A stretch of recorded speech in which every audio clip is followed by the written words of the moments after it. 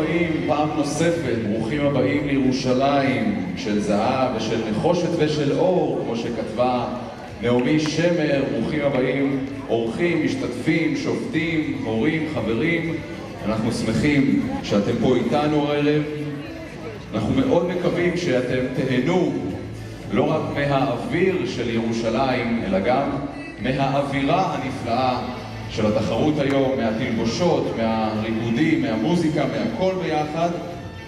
ואנחנו כמובן מאחלים בהצלחה